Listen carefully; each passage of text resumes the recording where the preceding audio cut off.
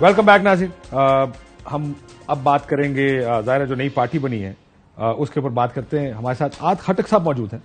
आद खटक साहब का बैकग्राउंड मैं आपको बता दूं। परवेज खटक साहब के भतीजे भी हैं।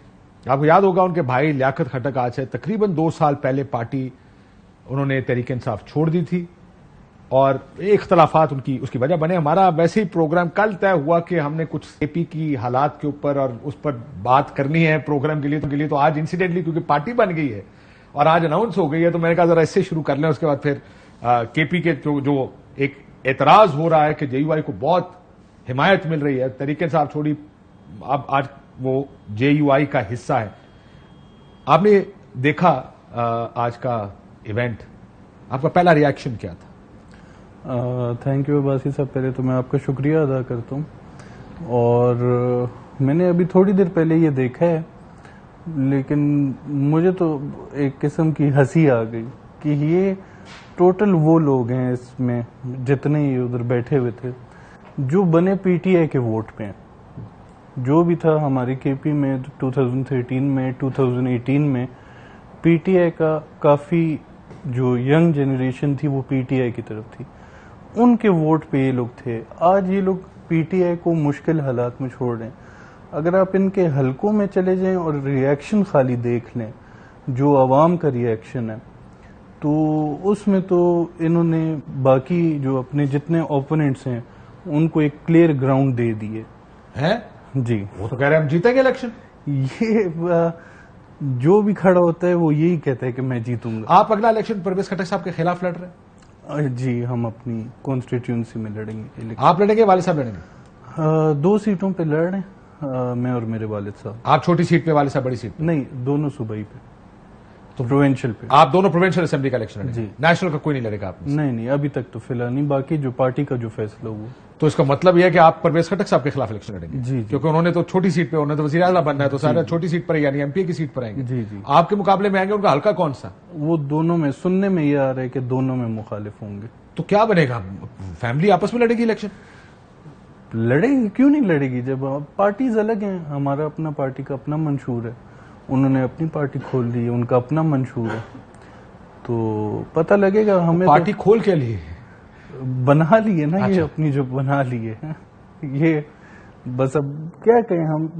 काफी ओपोनेंट्स को, मेजोरिटी 99% ओपोनेंट्स को इन्होंने खुद इस डिसीजन से ओपन एक ग्राउंड दे दिए। हालांकि मेरी अभी बहुत से एनपी वालों से बात की, सबका ख्याल है कि जनाब केपी की रिवायात ये नहीं है कि लोग इस तरह पार्टियां छोड़कर चले। मैं उस पर आता हूं, लेकिन आप में से इलेक्शन जीतने की पोजीशन में कौन है? फिर एनालिसिस देंगे सर, आप ये तो नहीं कह सकते जी खटक साहब जीतेंगे, परवेज खटक साहब। जी, फिर एनालिसिस मेरा यही है, आप किसी दिन आ जाएं हल्के में, नौशहरा आ जाएं, आप चेक कर लें पीटीआई का वोट हमारे नौशहरा में। एक तो हमारी फैमिली डिवीजन की वजह से 50-50 तकसीम हो गया। अब पीटीआई का वोट तो नहीं है। ये मजे जो ये सारे कर रहे थे, मैं बार बार कह रहा हूँ, ये तो पीटीआई का वोट था जिसपे ये लोग मजे कर रहे थे, जिसपे इक्तिदार में, पार्लियामेंट में बार बार जा रहे थे। वो चीज अब नहीं है। अब इनको सही पता लगेगा कि इलेक्शन कहते कैसे हैं। वो तो एक वेव्स होती थी इलेक्शन में। 2013 और 18 का इलेक्शन तो हम इलेक्शन इस वजह से भी नहीं मानते क्योंकि एक बस वेव थी जिसके मुंह। आप भी उस वेव के अंदर, आपको भी फायदा हुआ ना? बिल्कुल, आपके वाले साहब एमपी इलेक्ट हुए वहां। बिल्कुल फायदा हुआ, उस वेव का बहुत फायदा हुआ। लेकिन अब आप ये कह रहे हैं कि तहरीक इंसाफ का अगर कोई कैंडिडेट हुआ फिर क्या होगा? मुकाबला उसी के साथ होगा। किसका? खटक साहब का? नहीं है, ये अल्लाह बड़े बोलों से बचाए। लेकिन आप देख लेना कि बड़ी, मैं कह रहा हूं, इस डिसीजन के बाद इन लोगों ने बहुत एक क्लियर ग्राउंड दे दी है ओपोनेंट्स को। सो आप ये कह रहे हैं कि आने वाले इलेक्शन में अगर तहरीक इंसाफ का उम्मीदवार हुआ तो आपका, यानी एज लियाकत खटक एंड अहद खटक, आपका मुकाबला असल में पीटीआई के साथ होगा? हमारा पीटीआई के। तो अभी भी तो वेव है पीटीआई की केपी में। पीटीआई की वेव है, लेकिन पार्टी वोट डिवाइड हो जाएगा। कुछ इनके साथ चले जाएंगे, कुछ अभी हमारे साथ आ रहे हैं राब्ते में। जो मैं पीटीआई का जो डाई हार्ड वोटर, इलेक्टेबल्स होते वैसे, ये बताएं। इलेक्टेबल्स मेरी नजर में कोई नहीं होता। पार्टी के वोट्स होते हैं? पार्टी का वोट होता है, हर किसी के साथ अपना कुछ धड़ेबंदी का वोट होता है। लेकिन उसमें एड ऑन पार्टी का वोट लाजमी होता है, जिस वजह से इंसान जीतता है। अगर आपको फोन करके कहें हमारे साथ आ जाएं खटक साहब, ज़ाहिर आप फैमिली को इकट्ठा करें क्योंकि नई पार्टी है, उसके सरबराह भी खुद ही है, क्या करेंगे? हम JUI में हमें मौलाना साहब, उनके घर वालों ने, उनके बेटे ने, उनके भाइयों ने बहुत ज़्यादा इज्जत दी है। हम उनके साथ खड़े में और हर उस पे उनके साथ खड़े रहेंगे, क्योंकि एक तो मैं बेसिकली सियासत, हम लोग, आपको पता होगा, हम लोग खिदमत के लिए करते हैं कि लोगों के काम आए। वो तो आप 342 हल्के नेशनल असेंबली के 342 से पूछेंगे, सब यही कहेंगे हम खिदमत के लिए सियासत करते हैं, कोई नई चीज नहीं है। नई चीज यही है कि उसमें हमें मुकम्मल सपोर्ट पार्टी की तरफ से मिल रही है, जिसमें हमें अभी जो बलदियाती इलेक्शन हुआ था, आप लड़े ना आपस में, जी, क्या बना उसका? उसमें मैंने लिया था 34,000 वोट, और जो JUI का था उसने लिया था 41, और जो PTI का था उसने लिया था 48।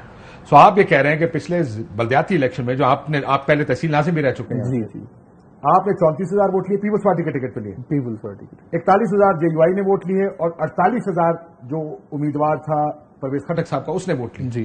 सो आप ये कह रहे हैं कि भाई अगर JUI का और आपका वोट इकट्ठा कर दें जी, तो आप विनिंग पोजीशन में आ जाएंगे, दिस व्हाट यू से? जी, इंशाल्लाह विनिंग पोजीशन है। और ये पीपल्स पार्टी का वोट होगा ना जो 34,000 आपको? बस उनके टिकट पे था, चले उन्हीं का था।